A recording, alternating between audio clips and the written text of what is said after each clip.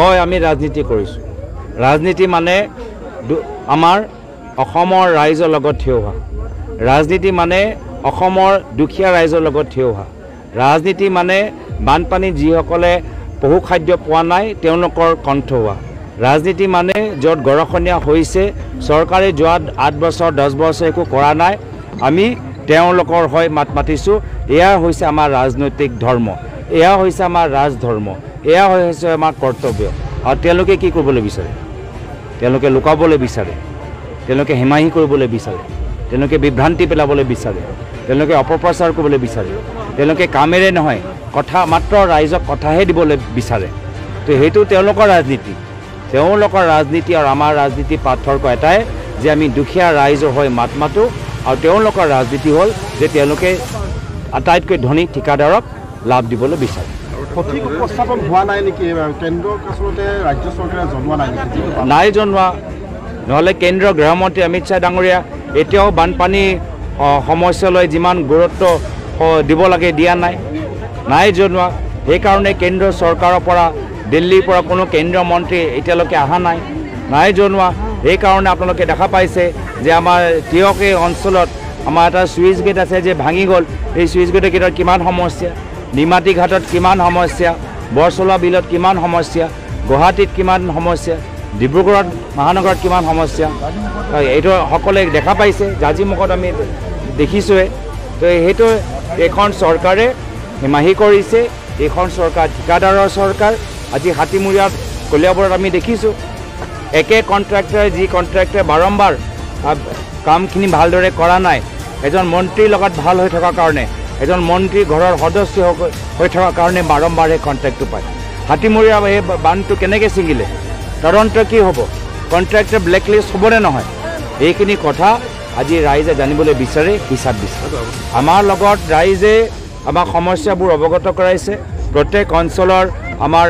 যি সমস্যাবোৰ আমি জিলা প্ৰশাসনত আমি জনাম আৰু তাৰপিছত মই অনুমান কৰিম যে জিলা প্ৰশাসন কিমান তৎপৰ যেতিয়া তেওঁলোকে আমাৰ ৰাইজৰ দাবীবোৰ যেতিয়া আমি আগবঢ়াই তেওঁলোকক আমি বিভিন্ন মেমৰেণ্ডামবোৰ যে ফৰৱাৰ্ড কৰিম ৰেকমেণ্ড কৰিম পৰামৰ্শ দিম তাৰপিছত তেওঁলোকে কেনেদৰে আগবাঢ়ে সেয়াৰ ওপৰতে মই বিশ্লেষণ কৰিম ভ্ৰমণ কৰিলোঁ আৰু দেখিলোঁ যে যি ধৰণৰ ইয়াত নতুন মাথাউৰি কাম হ'ব লাগে সবলীকৰণ কাম হ'ব লাগে চুইচ গেটৰ কাম হ'ব লাগে যোৱা 8 বছৰৰ ভিতৰত একো নতুন কাম হোৱা নাই ইয়াৰ উপৰিও যিখিনি কাম ইয়াৰ পূৰ্বে বিভিন্ন চৰকাৰ কৰি গ'ল সেইখিনি কাম মেৰামতি নোহোৱা কাৰণে আজি বহুত মানুহৰ আজি অভাৱ বহুত মানুহৰ বিপদ আৰু ইয়াৰ গোটেই দায়িত্বটো ৰাজ্য চৰকাৰ যিদৰে হেঁচা কেন্দ্ৰৰ বিজেপি চৰকাৰৰ ওপৰত দিব লাগে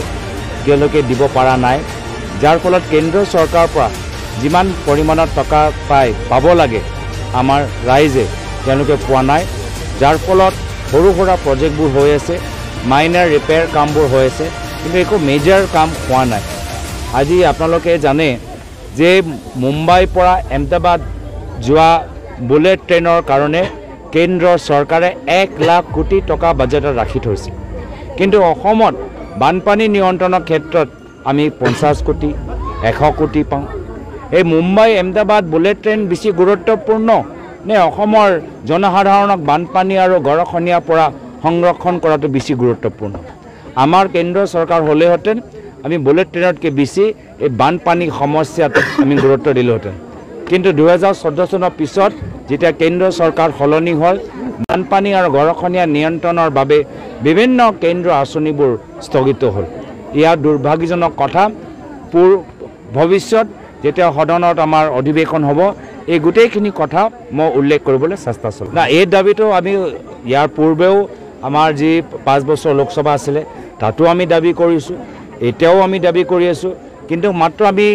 এই দাবীৰ লগতে আমাক এইখন চৰকাৰে যি কয় লুক ইষ্ট এক্ট ইষ্ট আমি তেওঁলোকৰ এক্ট ইষ্টৰ প্ৰমাণ বিচাৰিছোঁ যোৱা 8টা বছৰত তেওঁলোকৰ পৰা হিচাপ বিচাৰিছোঁ যে তেওঁলোকে কিমান পুৰণা মাথাউৰি সবলীকৰণ কৰিলে কিমান নতুন মাথাউৰি কৰিলে কিমান নতুন চুইচ গেট বনালে কিমান নতুন ৰিং বান্ধ গাইড বান্ধ বনালে তাৰো হিচাপ বৰ্তমানৰ চৰকাৰৰ পৰা আমি বিচাৰিছোঁ হয় আমি ৰাজনীতি কৰিছোঁ ৰাজনীতি মানে আমাৰ অসমৰ ৰাইজৰ লগত থিয় হোৱা ৰাজনীতি মানে অসমৰ দুখীয়া ৰাইজৰ লগত থিয় হোৱা ৰাজনীতি মানে